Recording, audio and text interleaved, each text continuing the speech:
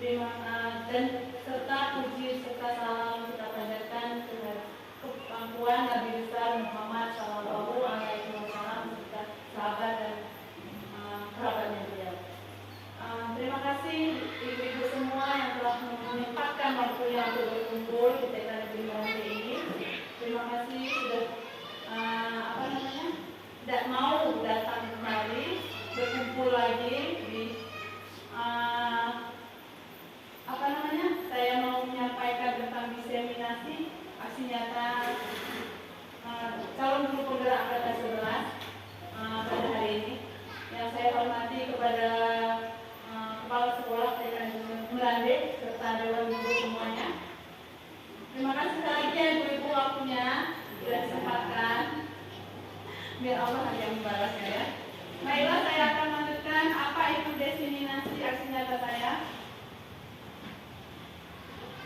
Perkenalannya nggak usah ya, bukan terkenal ya. Baiklah, ini tujuannya kita bacakan membagikan pemahaman dan pengalaman dalam menerapkan budaya positif kepada rekan-rekan guru. Guru dapat menerapkan budaya positif di kelas. Budaya positif ini kegiatannya nanti anaknya kita kumpulkan di dalam kelas itu membuat keyakinan kelas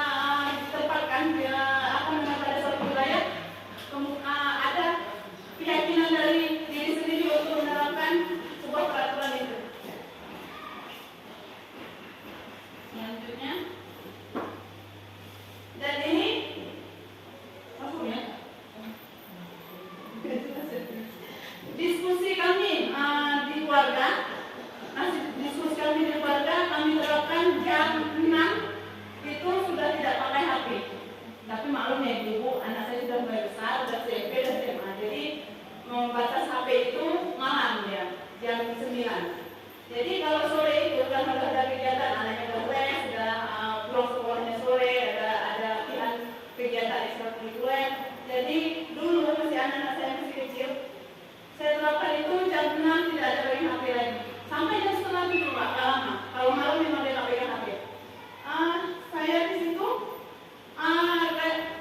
jam 6 itu anaknya dulu waktu kemarin kegiatan saya ajak ngobrol.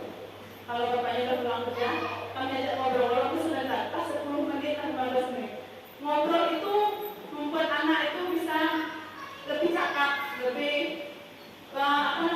lebih dekat sama kita, sama kedua orang tua. Terutama sebenarnya sama ayah sebenarnya harus lebih banyak berkomunikasi. Kalau ibu setiap hari memang buka mata, melek mata, bangunin anak, udah ibunya yang mamanya yang ini kan, yang komunikasi sama anak. Sebenarnya harusnya laki-laki, bapak-bapak. Jadi di sini saya menggambarkan bahwasannya di rumah saya juga punya peraturan sama kayak ibu-ibunya semua ya. Selanjutnya pertanyaan romantik, setuju atau tidak setuju? Di sini ada beberapa pertanyaan. Saya ingin menanyakan kepada ibu-ibu. Ibu-ibu cuma jawab aja setuju atau tidak setuju. Nanti utarakan pendapatnya ya. Hukuman dapat mendisiplinkan anak, setuju atau tidak setuju ya ibu-ibu? Tidak setuju. Tidak setuju berapa orang? Jangan takut nanti ditanya. Yang setuju berapa orang? Iya, saya mau menanya ingin dari kelompok yang tidak setuju, apa alasannya ya? Siapa yang mau memberikan ide? Baik, terima kasih Bu Dewi atas kesempatannya. Saya tidak setuju bahwa hukuman itu dapat mendisiplinkan anak. Kenapa? Kalau kita memberikan hukuman kepada anak itu bisa tidak suka kepada kita. Bisa jadi dendam, menimbulkan psikis anak itu terganggu gara-gara kita memberikan hukuman kepada anak. Nah, jadi saya tidak setuju kenapa hukuman dapat mendisiplinkan anak. Terima kasih. Tepuk tangan buat dua anak yang sudah memaparkan pendapatnya. Boleh. Memang yang hukuman dapat mendisiplinkan anak itu kita kategorikan tidak setuju. Tadi ada yang setuju? Ibu-ibu, ada yang setuju tadi? Apa alasannya ya? Tidak setuju semua ya? Ya, betul. Tidak setuju karena apa? Betul, kata Ruhabi. Bahwasanya kalau anak-anak kita hukum, anak itu akan menjauh dari kita. Anaknya nggak mau dekat sama kita. Kalau jumpa sama kita takut, apalagi anak TK. Yang namanya hukuman sama dia tuh udah dianggapnya ngeri, dianggapnya ibu itu kejam, kamu nggak mau dekat sama ibu. Jadi kita kasih alternatif lain untuk anak nanti kita programkan ya. Yang kedua, pemberian hukuman dengan hal positif seperti membaca atau membersihkan halaman sekolah dapat meningkatkan disiplin anak. Setuju atau tidak setuju? Ibu-ibu. Yang pertanyaan kedua itu pemberian hukuman dengan hal positif itu setuju atau tidak? Tidak. Iya. Siapa yang mau mengutarakan pendapatnya? Saya di sini mencoba memberi pendapat tentang hukuman hal positif seperti membaca atau membersihkan halaman itu bisa dapat meningkatkan disiplin anak. Di sini kurang tepat ya, karena bisa saja anak itu melakukan itu karena terpaksa. Karena terpaksa nih, kalau nggak dibersihkan nanti ibu guru marah atau apa itu. Jadi disiplin anak itu karena terpaksa, bukan dari dirinya sendiri. Itu karena dia takut dengan gurunya tidak melakukan itu, makanya dia lakukan yang tadi membersihkan halaman ataupun misalnya membaca. Itu sesuatu yang terpaksa dia lakukan, tidak dari hati nurani dia sendiri ya. Itu mungkin pendapat saya. Terima kasih Bu Eli. Tepuk tangan buat Bu Eli. Sudah berapresiasi. Ya benar, pemberian hukuman dengan hal positif seperti membaca, walaupun positif terkadang tidak efektif juga ya Bu. Kutip sampah nak, dia datang telat. Kutip sampah nak, satu halaman mungkin dia lelah. Apalagi anak-anak itu memang tong sampahnya dia yang tahunya tong sampahnya cantik, dia mau buang. Tapi kalau jauh-jauh dia nggak mau. Kutip sampah dulu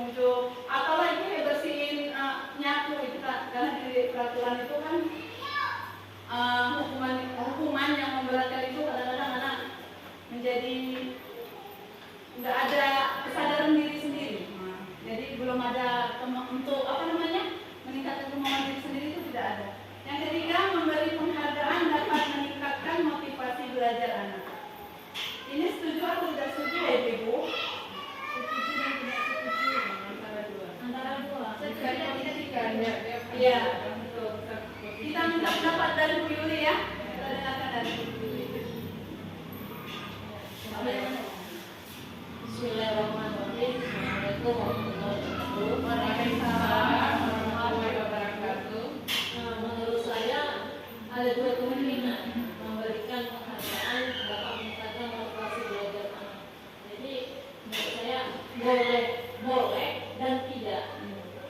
Jadi kenapa saya katakan boleh dan tidak? Yang pertama adalah dikatakan boleh.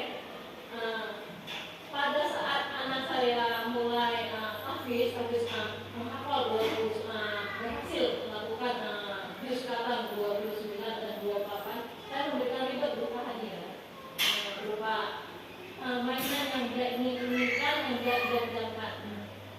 Itu merupakan reward ya dia. Kenapa? Karena itu merupakan pencapaian yang sudah dia lakukan dengan usaha, dengan usaha. Jadi saya melakukan penghargaan seperti itu. Itulah bukti saya menghargai dedikasi dan usaha dia untuk mencapai impian dia. Yang kedua, kenapa saya katakan tidak? Tidak semua selalu keinginan anak itu saya turuti dan saya beri reward. Jadi ada hal-hal yang tertentu saya beri reward dan ada hal-hal yang tertentu yang tidak akan saya beri reward. Jadi itu merupakan kebiasaan yang harus dilakukan oleh orang tua dan juga guru. Kenapa? Karena tidak setiap orang tua itu nantinya mampu.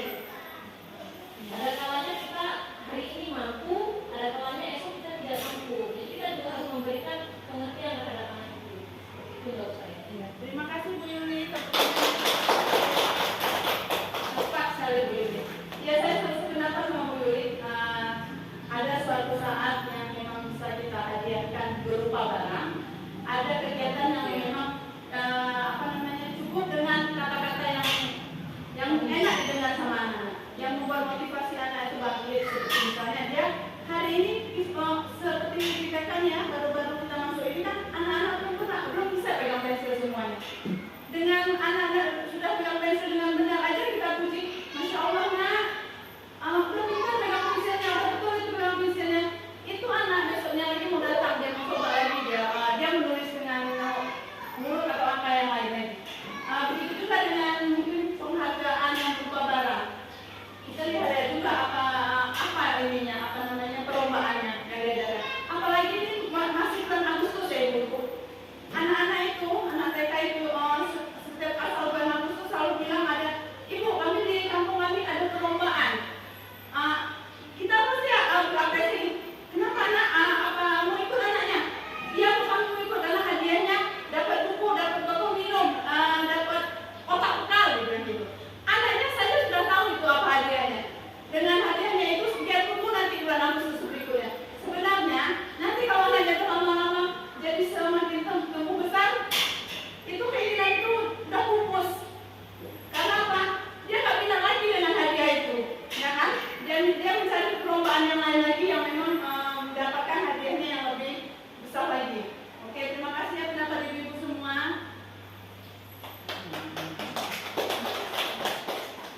Ya, ini ada sebuah permainan berpasangan. Saya ingin membuat ibu-ibu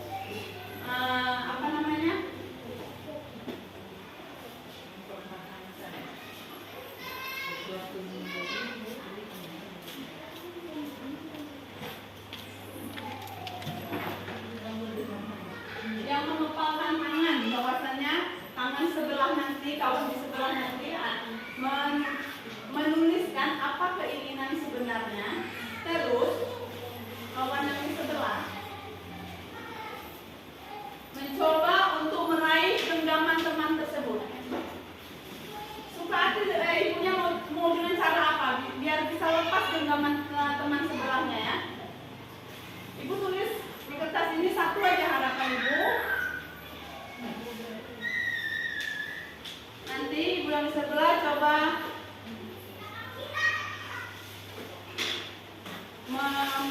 membuka genggaman tangannya.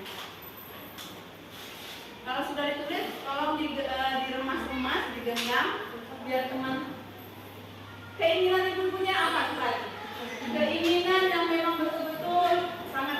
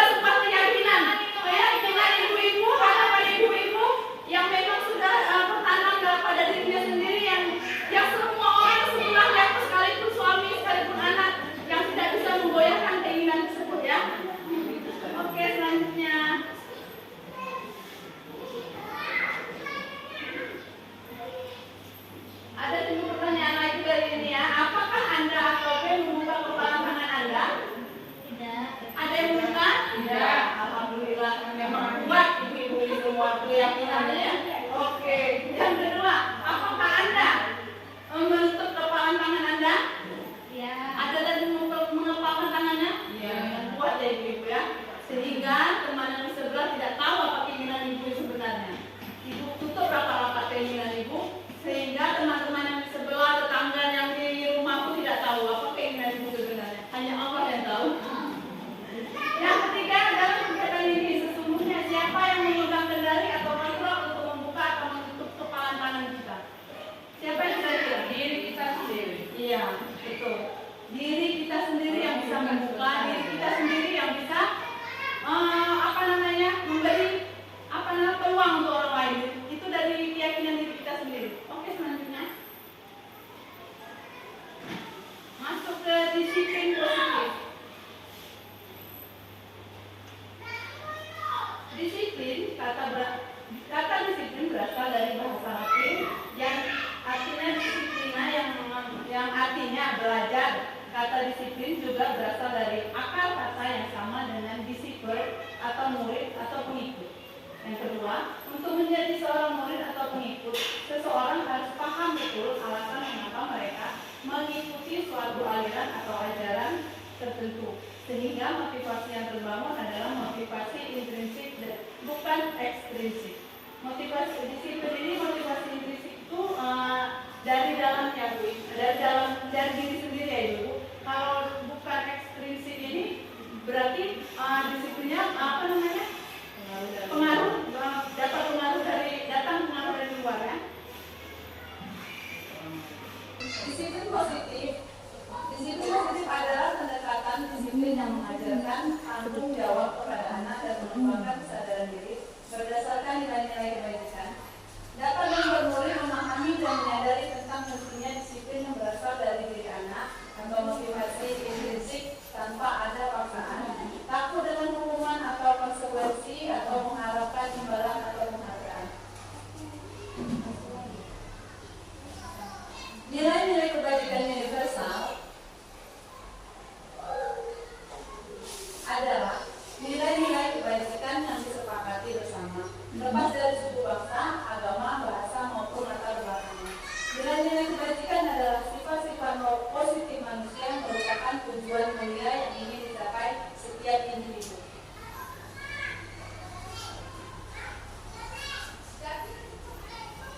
Nilai-nilai kebajikan pada profil pada Pancasila di sini kami terapkan ingin menjadikan anak itu beriman, bertakwa kepada Tuhan Yang Maha Esa dan berakhlak mulia, terus mandiri, bernalar prinsip, berkebenekaan global, bergotong royong dan kreatif.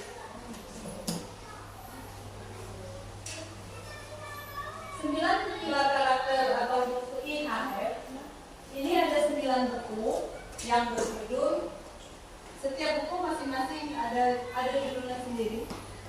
Di sini sudah kita jabarkan. Yang pertama, cinta Tuhan dan segenap ciptaannya, kemandirian dan tanggung jawab, kejujuran atau amanah atau diplomatis, hormat dan santun, dermawan, suka menolong dan bergotong royong, percaya diri, kreatif dan bekerja keras, kepemimpinan dan keadilan, baik dan rendah hati, toleransi, kedamaian dan kesatuan. Setiap buku ini kami bacakan pada anak-anak, insya Allah yang sering rutin kami kerjakan Senin dan Selasa. Rabu dan Kamis itu kami gunakan buku bacaan yang di sekolah sini, buku cerita untuk anak. Karena anak-anak belum bisa membaca ya, kita anak di TK kita kan belum bisa membaca. Jadi kita ceritakan. Setiap buku ini ada lembarannya yang memang ibu sudah tahu kan udah ada gambarnya sendiri dan kegiatan. Jadi anak-anak cepat memahami ya apa isi buku itu tanpa kita panjang lebar bercerita, nanti sudah melihat gambar aja itu berapa Bu? Itu apa Bu? Teori motivasi, hukuman, konsekuensi dan restitusi. Motivasi perilaku manusia, sini ada 3, untuk menghindari ketidaknyamanan atau hukuman, untuk mendapatkan imbalan atau penghargaan dari orang lain, untuk menjadi orang yang mereka inginkan dan menghargai diri sendiri dengan nilai-nilai yang mereka percaya. Untuk menghindari ketidaknyamanan atau hukuman itu termasuk apa ya Ibu? Yang eksternal atau internal? Dari luar itu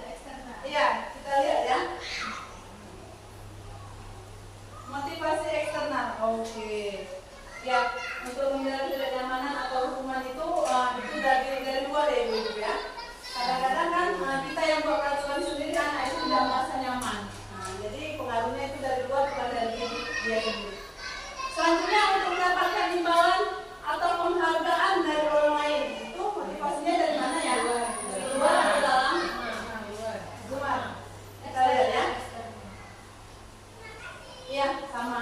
Untuk mendapat imbalan atau penghargaan dari orang lain itu pengaruh dari luar, yang anak itu membuat suatu kegiatan suatu kegiatan tapi anak itu bisa mencapainya, tiba-tiba kita memberikan penghargaan untuk dia ya. Itu pengaruh dari luar. Selanjutnya untuk menjadi orang yang mereka inginkan dan menghargai diri sendiri dengan nilai-nilai yang mereka percaya, itu motivasi dari luar atau dari dalam ya? Dari dalam ya. Ya, motivasi internal dari diri dia sendiri untuk menjadi orang yang mereka inginkan, itu lahir dari diri dia sendiri. Dia merasa percaya diri, dia bisa melakukan, misalnya anaknya berbakat menari, misalnya kan, itu memang timbul bakat dan minatnya dari dia sendiri, bukan dari luar ya. Berikutnya, motivasi perilaku manusia. Ini sudah tadi dijelaskan motivasi eksternal dan motivasi internal. Kalau eksternal itu pengaruh dari luar, kalau internal itu dari diri dia sendiri, dari dalam. Selanjutnya, hukuman, konsekuensi dan restitusi. Hukuman di sini adalah tindakan terhadap suatu pelanggaran, bersifat tidak terencana atau tiba-tiba, murid tidak tahu apa yang akan terjadi dan tidak dilibatkan. Hukuman bersifat satu arah. Hukuman berupa fisik, psikis, atau disakiti oleh suatu perbuatan atau kata-kata. Hukuman ini lebih berat ya Ibu. Semua tindakannya itu bisa pengaruh psikis, fisik, ya. Atau kata-kata verbal yang mungkin kata-kata kasar keluar, itu dijauhkan ya Ibu. Selanjutnya konsekuensi itu terencana atau sudah disepakati, sudah dibahas dan disetujui oleh murid dan guru. Umumnya bentuk-bentuk konsekuensi dibuat oleh pihak guru atau sekolah dan murid sudah mengetahui sebelumnya konsekuensi yang akan diterima bila ada pelanggaran. Murid tetap dibuat tidak nyaman untuk jangka waktu pendek. Konsekuensi ini beda sedikit sama hukuman. Kalau hukuman itu rasa memang berat, tapi konsekuensi itu sudah direncanakan dan disepakati guru serta murid. Tetapi itu tidak dilakukannya itu jangka panjang, waktunya cuma jangka pendek. Selanjutnya, restitusi, proses menciptakan kondisi bagi murid untuk memperbaiki kesalahan mereka sehingga mereka bisa kembali pada kelompok mereka dengan karakter yang lebih kuat. Proses kolaboratif yang mengajarkan murid untuk mencari solusi untuk masalah mereka, membantu murid berpikir tentang orang seperti apa yang mereka inginkan dan bagaimana mereka harus memperlakukan orang lain. Restitusi ini bisa menjawab pertanyaan dari bisa menutupi hukuman dan konsekuensi tadi. Restitusi ini membuat anak itu yang bersalah menjadi lebih baik lagi, tidak mengulangi perbuatannya lagi, dan bisa menyadarkan bahwasanya memiliki tanggung jawabnya yang lain. Di sini ada hukuman atau konsekuensi. Ya, ini pertanyaan dari Ibu. Saya meminta pendapat dari Ibu, mencatat 100 kali di dalam buku kalimat saya tidak akan terlambat lagi karena terlambat ke sekolah. Itu termasuk hukuman atau konsekuensi? Konsekuensi. Mencatat, oh ya. Mencatat 100 kali dalam buku itu termasuk konsekuensi. Konsekuensi kita lihat ya. Ya benar. Konsekuensi yang tadi yang sudah disepakati guru dan murid ya. Jadi itu termasuk konsekuensi. Terus yang kedua, lari mengelilingi lapangan basket 2 kali karena terlambat hadir di sekolah. Itu termasuk hukuman atau konsekuensi? Hukuman. Karena lari yang mengelilingi lapangan. Coba kita lihat. Iya, betul. Ini belum ada kesepakatan guru dan murid ataupun di peraturan sekolah itu. Hanya sekolah itu yang membuat peraturan. Jadi timbul namanya hukuman. Oke. Murid diminta untuk push up 15 kali karena tidak menggunakan masker ke sekolah. Itu hukuman atau konsekuensi? Hukuman. Kita Iya benar. Karena muridnya tidak menggunakan masker jadi siswa A itu hukuman yang dibuat oleh pihak sekolah, bukan dari guru dan murid. Terus selanjutnya menggantikan tugas teman yang telah dicoret-coret. Ini termasuk apa ya? Hukuman atau konsekuensi? Konsekuensi. Oke, benar. Ya, apa namanya? Anaknya berarti bersifat tanggung jawab ya. Sudah dicoret tapi dia mau juga mengganti kertas tersebut. Membersihkan tumpahan air di meja tulis karena tersenggol pada saat belajar. Itu konsekuensi atau bukan? Konsekuensi kita lihat. Iya benar Ibu. Karena dia tidak sengaja, bukan karena memang kesengajaan dan pihak sekolah tidak menghukumnya yang berat ya, dia punya kesadaran sendiri. Murid disuruh untuk mengenakan sepatu seharian di sekolah karena tidak mengenakan sepatu hitam. Oke, kita lihat. Iya betul. Karena ada pihak sekolah ya sudah menerapkan itu, pihak sekolah itu tanpa harus ada persetujuan guru dan murid. Jadi pihak sekolah sudah membuat peraturan seperti itu. Kalau sepatu hitam kalau memang tidak digunakan sepatu sekolah tidak menggunakan sepatu hitam itu kena hukuman. Kalau memakai sepatu yang warna lain pasti kena hukuman. Yang terakhir, lari mengelilingi lapangan basket 2 kali karena terlambat 10 menit untuk pelajaran PJOK. Itu hukuman atau konsekuensi? Konsekuensi atau hukuman? Iya betul. Karena lari mengelilingi lapangan itu adalah pelajaran PJOK, jadi dia terlambat datang dalam pelajaran itu guru dan murid itu sudah memiliki kesepakatan, jadi termasuk konsekuensi. Selanjutnya, keyakinan kelas. Mengapa keyakinan kelas? Mengapa tidak peraturan kelas?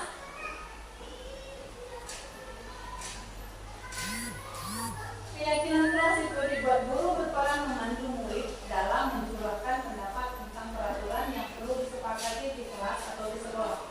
Guru dan murid membuat kesepakatan kelas atau sekolah. Keyakinan kelas atau sekolah berupa pertanyaan universal yang dibuat dalam kalimat positif, mudah diingat, dipahami, serta harus diterapkan di lingkungan kelas atau sekolah. Keyakinan kelas ini insya Allah akan terus tetap diterapkan. Dibuat atas kesepakatan bersama guru dan murid.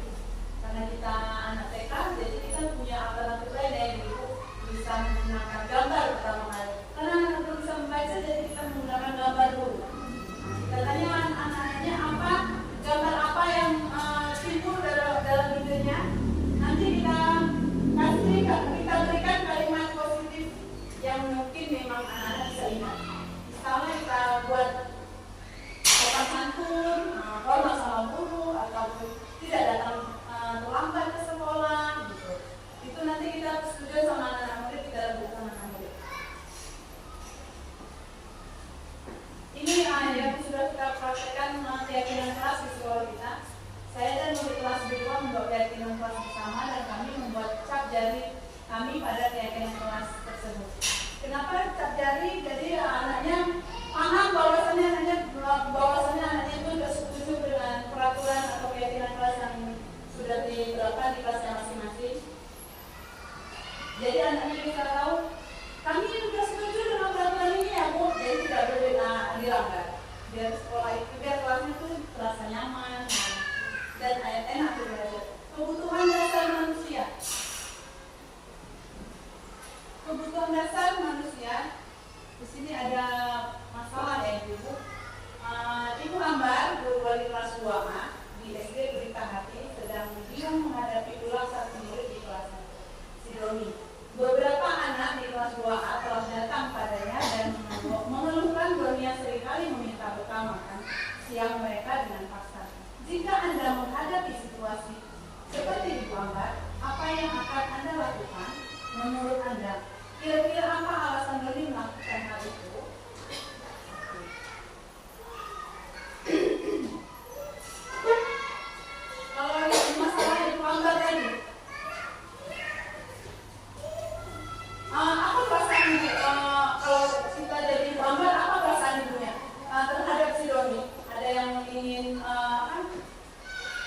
memberikan pendapat atau masukan?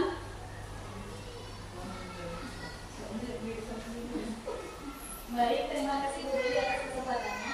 Kalau saya di posisi Ibu Ambar, tentu saya akan memanggil Doni, berbicara 4 mata dengan Doni dan menanyakan alasannya kenapa dia melakukan hal itu. Tentu dia punya alasan mengapa melakukan hal itu. Nanti setelah kita mengetahui alasannya, nanti kita tanyakan keyakinan kelas kita apa nilai-nilai yang diyakininya, kenapa dia bisa berbuat seperti itu, dan kita cari solusinya sama-sama, kita diskusikan sama Doni sama-sama. Terima kasih. Terima kasih Bu Ani. Iya betul. Ini yang tadi butuhnya keyakinan kelas. Perlunya keyakinan kelas itu ini dia. Ada persoalan misalnya anak-anak TK itu banyak kan persoalannya. Entah itu rebutan mainan, rebutan makanan, rebutan tempat duduk, kursi, meja, semua dari masalah buat anak TK. Tetapi bagaimana kita mengatasinya? Yaitu tadi dengan anaknya kita sudah membuat keyakinan kelas. Nah, kalau anaknya buat peraturan ini, adakah kita yakini keyakinan kelas kita? Adakah anak yang melanggar peraturan itu? Nah, kita tanya sama anaknya, kita diskusi sama anaknya. Tak perlu tempat ramai, kita cukup jumpa sama anaknya berdua. Kita tanyakan alasannya apa dan kita cari solusinya bersama. Itu tadi namanya kesepakatan kelas ya Ibu. Kebutuhan dasar manusia selanjutnya ada 5 di sini. Di sini ada pertama bertahan hidup. Bertahan hidup itu termasuk kayak sandang pangan makan ya Ibu.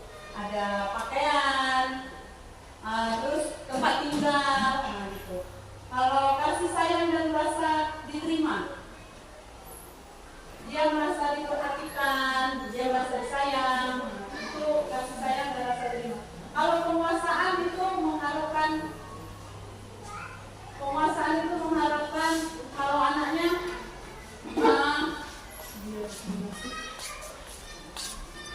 penguasaan itu adalah kata-kata bijak, penghargaan. Nah, kalau misalnya ada sesuatu anak misalnya melakukan suatu tindakan yang memang baik, pasti kita memuji dia berkata-kata positif. Terus kebebasan itu bebas anaknya mau belajar dengan cara apa gitu, minatnya apa gitu. Kesenangan juga timbul perasaan bahwasannya senang, bahagia gitu bahasanya. Itulah yang 5 kebutuhan dasar manusia.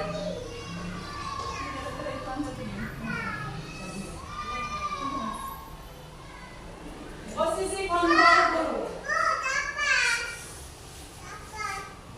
5 posisi kontrol guru di sini adalah dia sebagai penghukum, pembuat rasa bersalah, sebagai teman, sebagai pemantau atau manajer.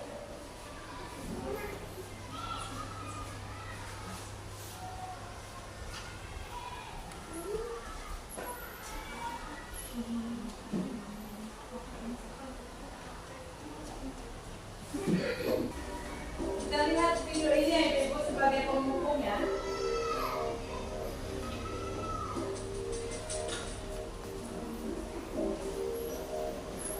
Naren, sini kamu. Selamat pagi, Bu.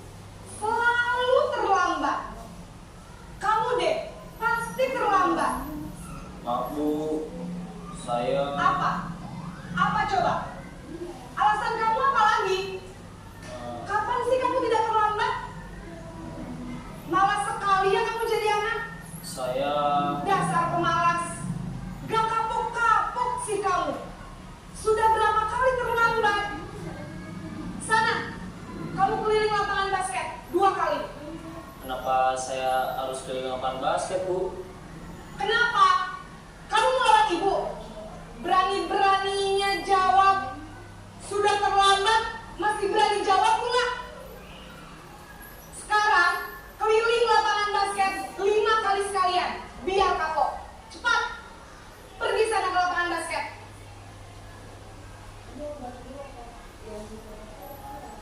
Ya, tadi video yang contoh guru yang jadi penghukum ya Ibu. Guru yang jadi penghukum ini kira-kira tepat atau tidak? Tidak ya Ibu, karena dia tidak mau terima penjelasan dari anaknya tersebut, dari anak murid tersebut, tidak mau mendengarkan apa alasannya dan mengkritik tindakan anaknya yang sudah terlambat. Jadi penghukum di sini bisa merusak mental anak jadi tidak percaya diri, anak jadi minder, tidak ada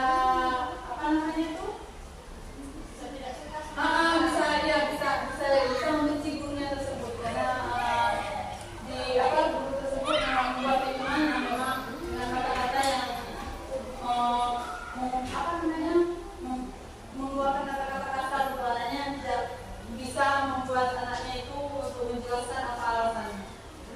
Penghukum itu menggunakan hukuman fisik maupun verbal, ya, berupa fisik maupun verbal. Verbal itu adalah ucapan yang kasar ya. Contohnya itu patuhi aturan saya atau awas. Nah, kalau contoh penghukum ya kita katakan, kamu selalu saja salah, pasti selalu yang terakhir selesai. Ciri-cirinya adalah nada suara tinggi, bahasa tubuh, mata melotot, dan jari menunjuk-nunjuk atau menghardik. Dampaknya adalah murid menjadi pendendam, tidak menyukai guru atau mata pelajaran yang diampunya. Selanjutnya kita lihat video membuat rasa bersalah.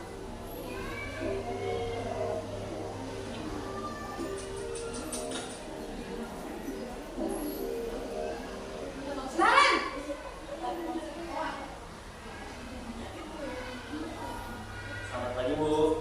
Naren, kamu kenapa terlambat lagi, nak?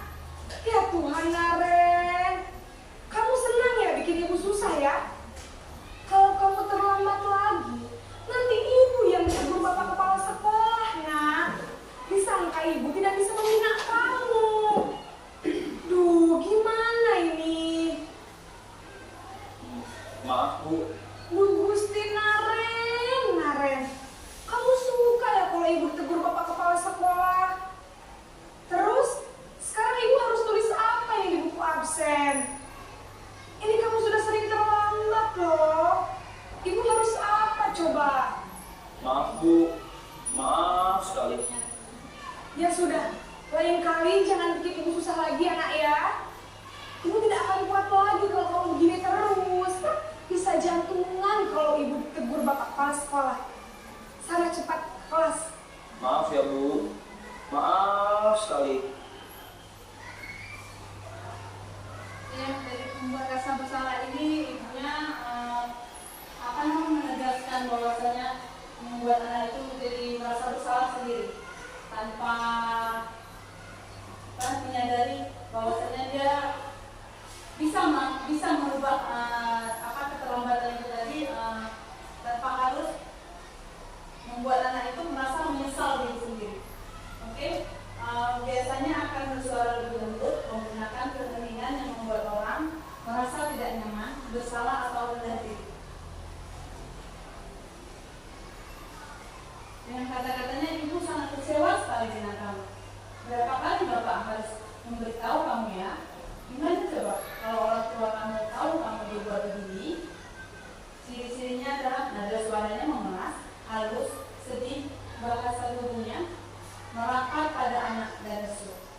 Dampaknya pada murid menjadi merasa bersalah, gagal, rendah diri dan menarik diri dari lingkungan. Selanjutnya video yang bisa menjadi guru sebagai dianggap teman.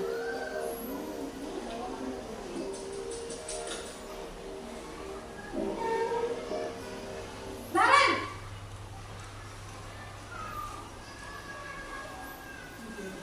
Selamat pagi Bu. Wah, sudah jam berapa ini, nak? Terlambat lagi ya, sayang? Iya Bu. Habis ibu saya lupa bangunkan saya Bu. Kamu malah menyalahkan ibu kamu. Kamu bukannya anak yang larinya paling kencang. Kok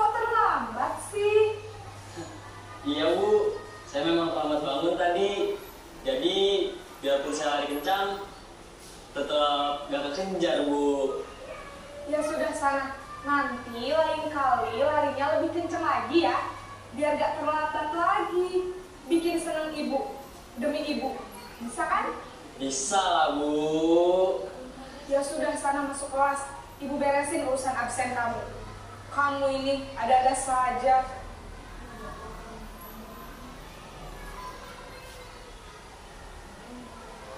Guru yang sebagai teman tidak akan menyakiti murid, namun akan tetap berupaya mengontrol murid melalui persuasi.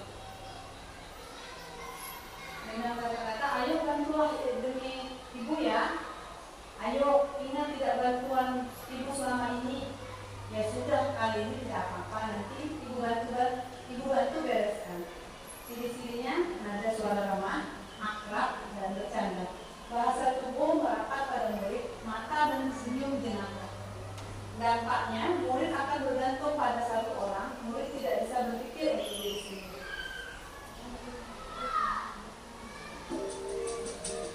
Guru sebagai pemantau.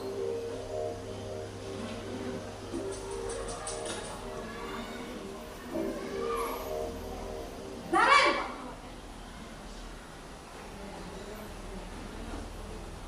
Selamat pagi, Bu. Naren, apa peraturan sekolah kita tentang jam berapa kita harus masuk sekolah, nak? Kita harus di sekolah jam 7, Bu. Iya betul, sekarang sudah jam 7.20. Naren sudah tahu konsekuensinya jika terlambat hadir. Paham, Bu.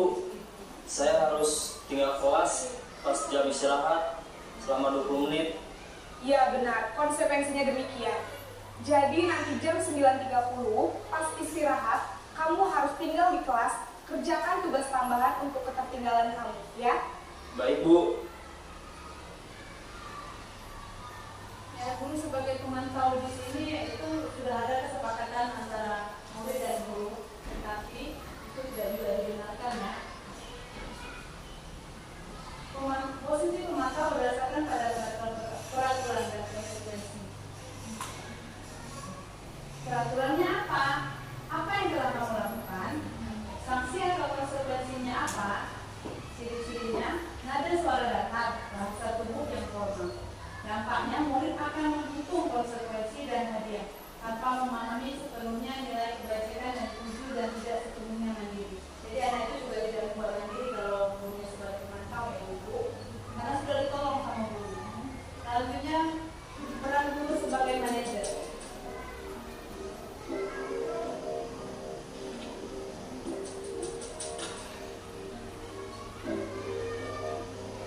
Naren!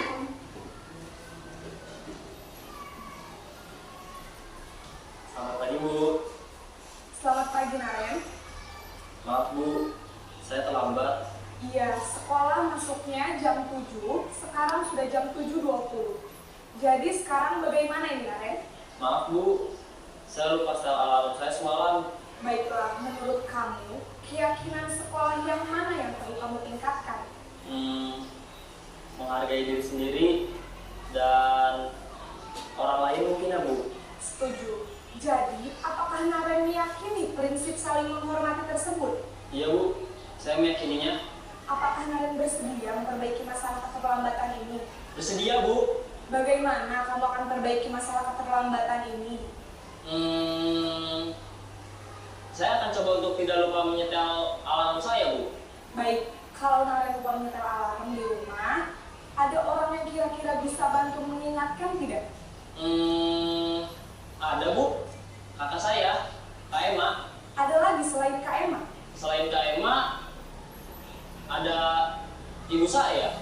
Baik, jadi yang mengingatkan Naren adalah Kak Emma dan ibu kamu ya? Kira-kira akan mulai setel alarm kapan nih, Naren? Setelah pulang sekolah, akan segera saya lakukan.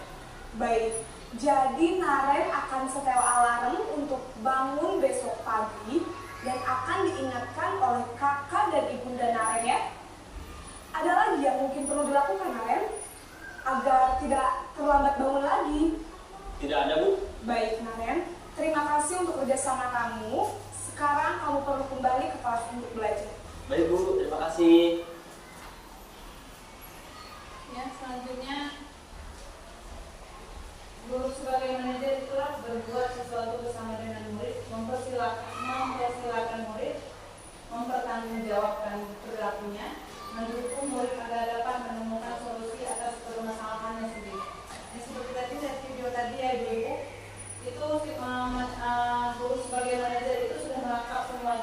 situ anak-anak bisa melatih untuk bertanggung jawab atas tindakannya, membuat perilaku muridnya itu menjadi lebih baik lagi karena sudah menemukan solusinya dari permasalahan tadi ya. Selanjutnya, apa yang kita yakini, kembali ke yang kelas tadi yang Ibu Guru jelaskan ya. Apakah kamu meyakininya? Jika kamu meyakininya, apakah kamu bersedia memperbaikinya? Jika kamu memperbaiki ini, hal ini menunjukkan apa tentang dirimu? Apa rencana kamu untuk memperbaiki hal ini? Itu kata-kata manajer ya. Ciri-cirinya nada suara tulus, bahasa tubuh tidak kaku, mendekat ke murid.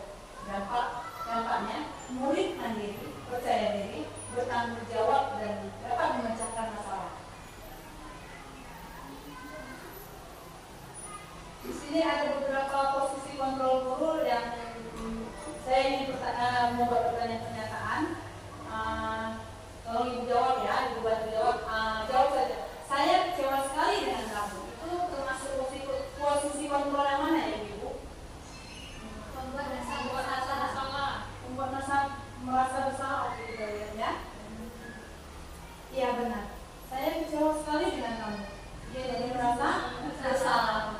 Betul. Kalau sudah mengutarakan kata-kata kecewa sekali, nah itu udah membuat anak itu tersebut merasa jadi bersalah. Kamu tidak pernah benar melakukannya. Itu termasuk posisi yang mana ya? Pembuat pemukul, membuat merasa bersalah atau memantau, penghukum betul. Kamu tidak pernah benar, kamu tidak pernah itu jadi posisi kontrol penghukum dari sebuah tindakan guru tersebut. Ayolah lakukan demi ibu atau bapak. Itu termasuk penghukum, memantau teman atau membuat orang merasa bersalah. Teman. Iya, karena ayolah lakukan demi ibu ya.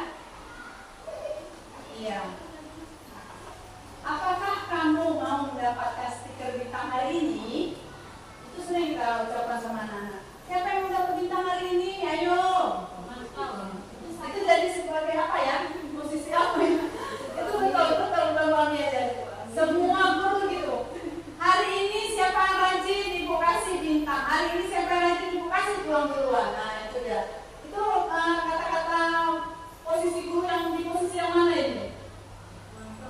Pemantau kita lihat ya. Iya tepat pemantau. Dia mantau, sudah lihat Anda sudah kalau sudah rajin nulis, sudah siap duluan.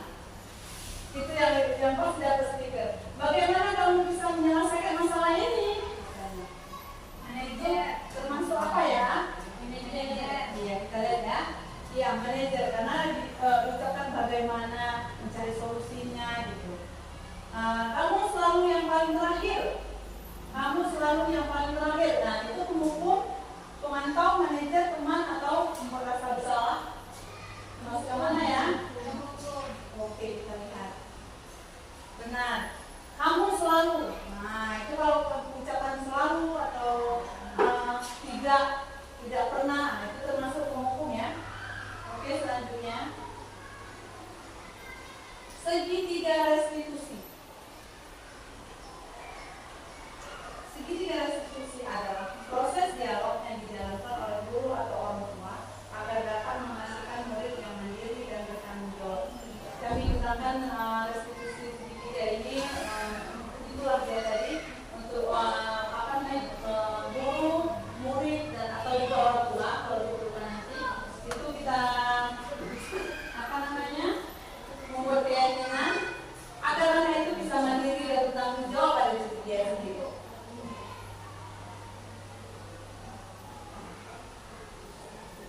Di sini ada menstabilkan identitas restitusi tadi ada tiga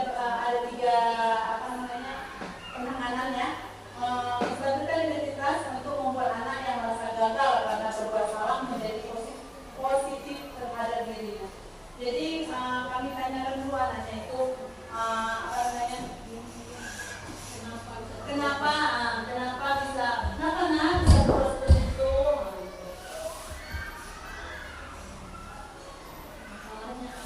Ya masalahnya apa?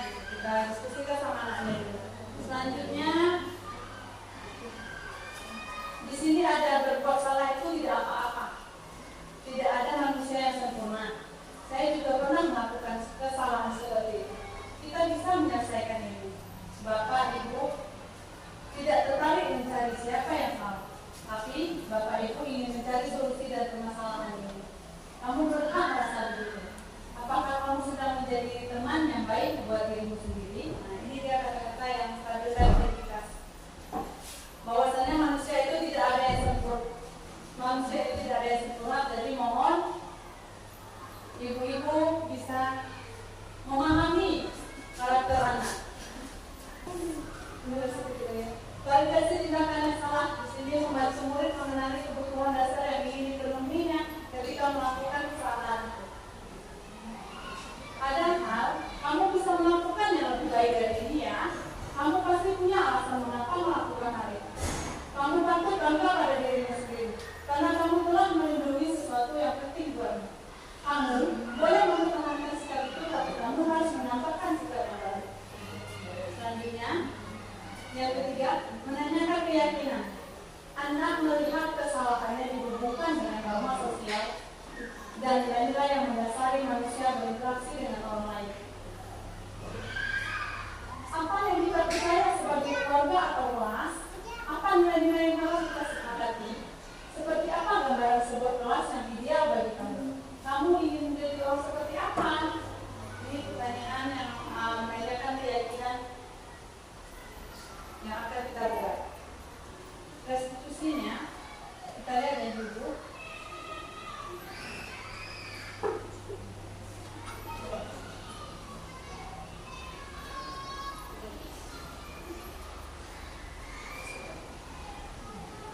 Iya, Sarah.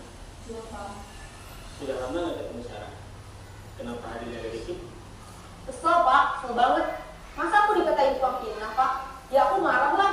Aku balik ngatain Eka di depan kelas. Kesel banget. Oh begitu. Ya pasti kamu marah dan kesal.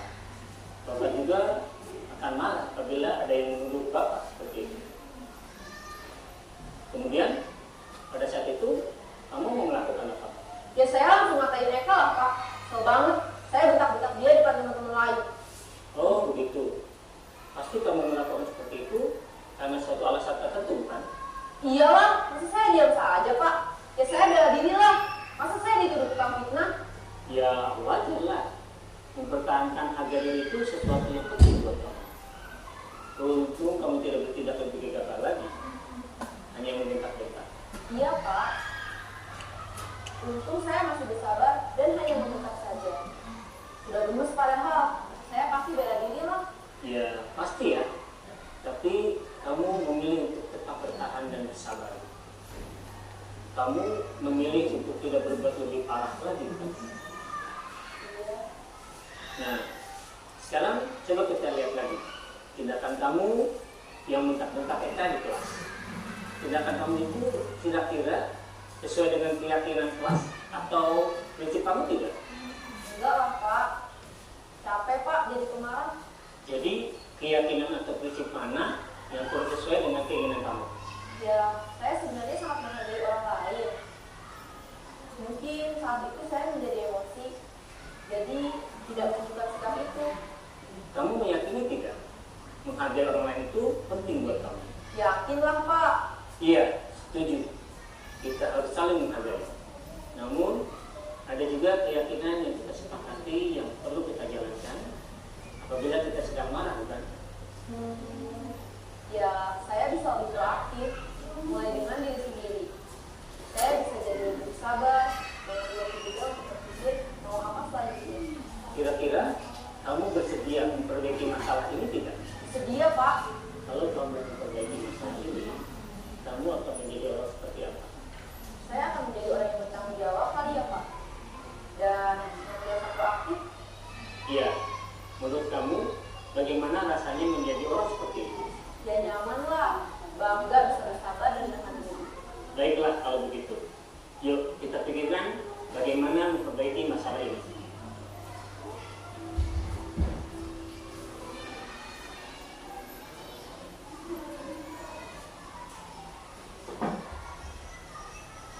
Iya, ini tadi video yang penangkapan restitusi ada juga tadi ya, yang menanyakan keyakinan. refleksi selanjutnya adalah hal apa saja yang Anda pelajari hari ini. Saya ingin meminta Ibu untuk mendapatkan satu aja, Bu. Apakah ada yang mengutarakan pendapatnya? Hal apa saja yang Anda pelajari hari ini? Baik, kegiatan hari ini luar biasa sekali ya, Bu Dewi ya. Banyak sekali pembelajaran yang bisa kami dapatkan hari ini. Dari pertanyaan pertama, hal apa saja yang Anda pelajari hari ini? Saya jadi tahu bahwa di kelas kita harus membuat kegiatan kelas agar nilai-nilai kebaikan itu tertanam dalam diri anak. Yang sebelumnya saya berada di posisi sebagai teman ketika menghadapi anak, gitu ya. Kemudian juga saya di posisi merasa bersalah ketika menghadapi anak, gitu. Dan ternyata sikap saya seperti itu berdampak pada anak, gitu. Tidak memunculkan nilai positif dalam dirinya, gitu. Yang ada hanya mereka mau melakukan nilai-nilai kebaikan itu karena adanya adanya penghargaan dari saya, ujian, gitu. Ternyata setelah mengikuti kegiatan ini saya jadi paham bahwa kita harus sebagai manajer ya, menanyakan kepada anak bagaimana nilai-nilai yang sudah kita sepakati dalam membuat kegiatan kelas tadi. Kemudian juga untuk mulai hari ini insya Allah kita sama-sama sebagai guru menerapkan fungsi sebagai manajer ya, Ibu ya. Kemudian perasaan saya selama mengikuti pembelajaran ini, alhamdulillah senang sekali dan sekali ilmu yang saya dapat. Insya Allah kita terapkan sama-sama di sekolah kita. Kemudian hal apa yang akan dilakukan setelah mempelajari materi hari ini? Nah, setelah mempelajari materi hari ini dengan apa yang sudah saya dapat, insya Allah saya akan membuat keyakinan kelasnya, kemudian melakukan segitiga restitusi dalam melakukan menangani permasalahan dengan anak, gitu ya, dan juga sebagai posisi sebagai manajer. Begitu saja Ibu Dewi, terima kasih atas ilmunya. Terima kasih kepada Bu Ami. Pada tangan terakhir ini sungguh luar biasa penjelasan dari Bu Ami tadi ya, pada sesinya hari ini. Terima kasih kepada Ibu semua. Mungkin sudah sampai di sini saja diseminasi dari saya. Mohon maaf atas perkataan saya yang mungkin membuat ibu merasa tidak betah duduknya lama-lama, sudah membuang waktunya di sini. Jadi saya mohon maaf dan saya akhiri. Wassalamualaikum warahmatullahi wabarakatuh. Waalaikumsalam warahmatullahi wabarakatuh.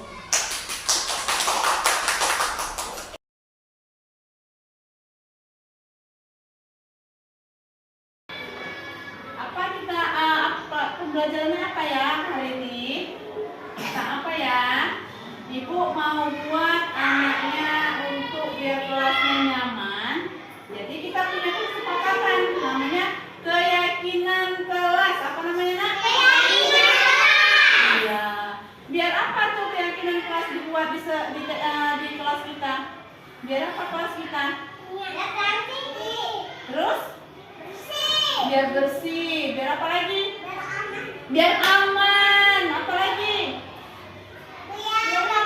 Biar rapi. Mantap. Anaknya harus sepakat, ibu sama anaknya nanti buat kesepakatan itu keyakinan kelasnya. Udah kita buat keyakinan kelas, anaknya harus diikutin peraturannya, diikutin keyakinannya apa, oke? Kalau tidak diikutin, apa konsekuensinya? Hah? Apa konsekuensinya ya yang kita berikan kalau nggak patuh sama keyakinan kelasnya? Kita suruh apa? Kita suruh apa ya? Bersihin kelas. Sanggup bersihin kelas. Kalau melanggar keyakinan kelas, bersihin kelas. Ya. Sepakat. Sepakat.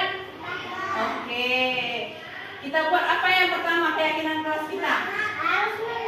Iya, menjadi pendengar yang baik. Setuju nggak tuh? Setuju. Ya, menjadi pendengar yang baik. Satu yang berbicara, yang lain mendengarkan. Temannya, misalnya ibu guru yang bicara, yang lain mendengarkan. Kalau ada kawannya juga yang bicara, yang lain perhatian berbicaranya, menjadi pendengar yang baik. Selanjutnya apa lagi? Itu udah satu. Apa lagi yang harus kita buat? Kira-kira kelasnya. Yang kedua,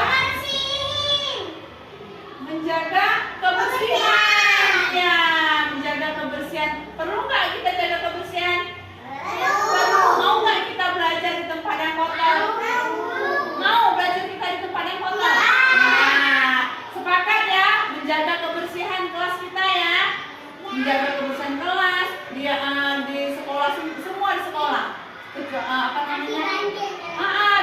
Biar tidak banjir. Kita kalau ada nampak sampah di halaman sekolah juga wajib anaknya ambil, masukkan ke dalam tong sampah. Oke, itu sepakat ya. Yang pertama tadi menjadi pendengar yang baik. Yang kedua tadi apa? Kita sepakat menjaga kebersihan. Terus apa lagi? Apa lagi? Iya, bertanggung jawab. Bertanggung jawabnya itu apa? Ya, anaknya kalau siap membaca buku, tolong kembalikan di tempatnya. Terus kalau anaknya ambil mainan,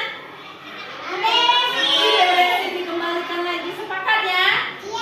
Itu namanya tanggung jawab. Sama kayak anaknya, misalnya anaknya ibu suruh, tulis ya huruf A misalnya. Kan ambil pensilnya di mana? Di kotak pensil. Terus dikembalikan lagi ke mana?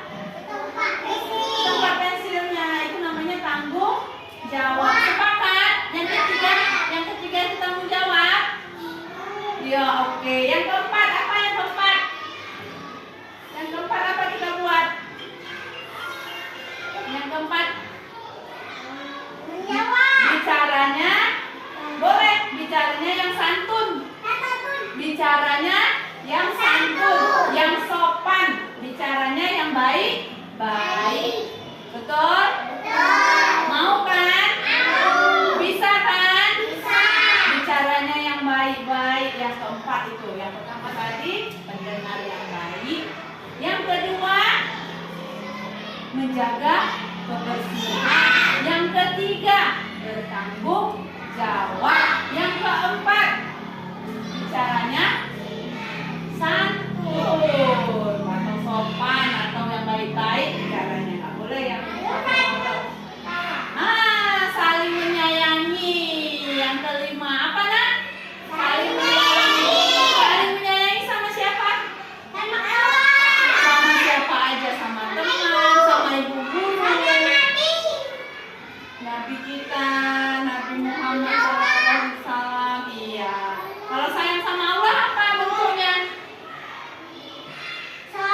Sholat, terus ngaji, terus berdoa, baca Al-Quran. Itu baru kalau sayang sama Allah. Oke, sama kayak Oke, ada 5 keyakinan kelas kita. Anaknya setuju? Bisa menjadi pendengar yang baik? Bisa bertanggung jawab? Bisa menjaga kebersihan? Bisa bicara yang santun? Bisa menyayangi teman? Oke, kalau memang oke, kita buat kesepakatan anaknya sidik jari di sini tempat ini ya. Oke. Mada sidik jari di sini ya.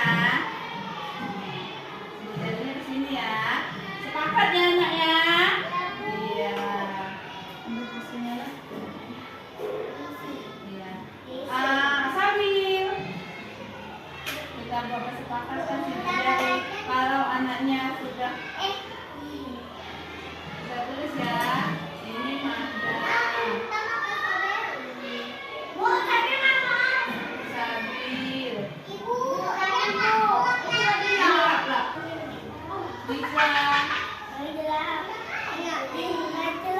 Dijla.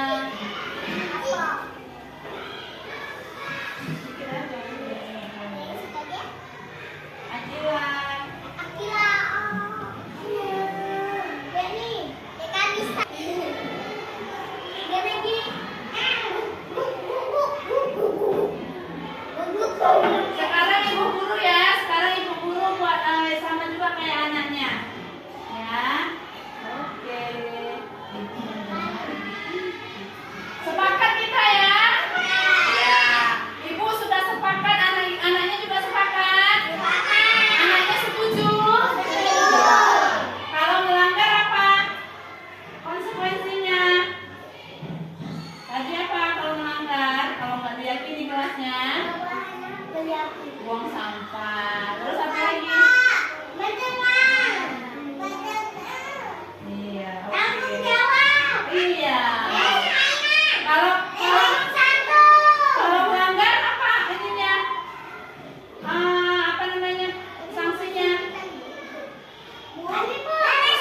beres. Beresin apa?